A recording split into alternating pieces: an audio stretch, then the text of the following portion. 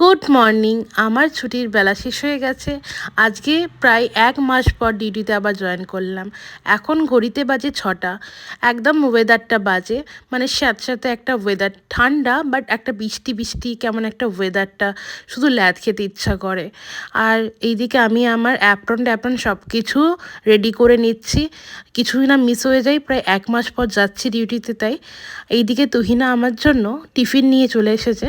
আর বাইরে ঠান্ডা ছিল, প্রথমে ভেবেছিলাম যে ঠান্ডাটা লাগবে না, বাট বাইরে বেরিয়ে পর দেখলাম যে বেশ ঠান্ডা, তাই চাদরটা একটু মুড়ি দিয়ে দিলাম। এইদিকে পাপা, সমীর সবাই উঠে পড়েছে। পাপা আমার সাথেই যাবে কলকাতাতে, একটু এক্সারসাইজ করে নিচ্ছে। এক্সারসাইজটা অল টাইম করতে থাকে, সব সময় ফিট উনি। তারপরে এইদিকে সমীরদা চলে এসছে।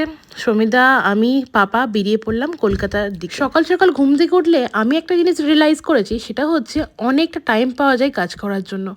আর এইদিকে সমীর আমাদেরকে টাটা করে দিল, তারপর আমরা বেরিয়ে পড়লাম।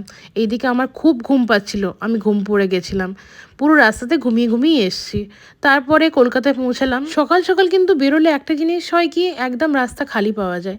তারপর আমি অফিসের ওখান থেকে নেমে র্যাপিডো করে আমার হসপিটালের দিকে এগিয়ে গেলাম।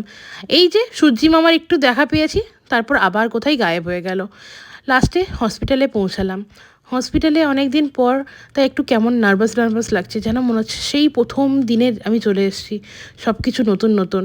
ডিউটিতে চলে যাচ্ছি এখন রাউন্ডে, কিছু ক্লিপ নিতে পারবো না, জাস্ট এইটুকুনি। কি আজ আমাদের একটা ফ্রেন্ডের বার্থডে ছিল, সেটারই সেলিব্রেশন এখানে হচ্ছিল। তারপরে আমি নিয়ে নিয়েছিলাম আজকের লাঞ্চে ছিল ফিশ থালি।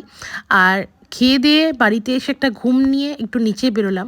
আর এদিকে দেখি না আইসক্রিমে একটা গাড়ি যাচ্ছে। শীতকালে কিন্তু আইসক্রিম খেতে বেশ ভালো লাগে।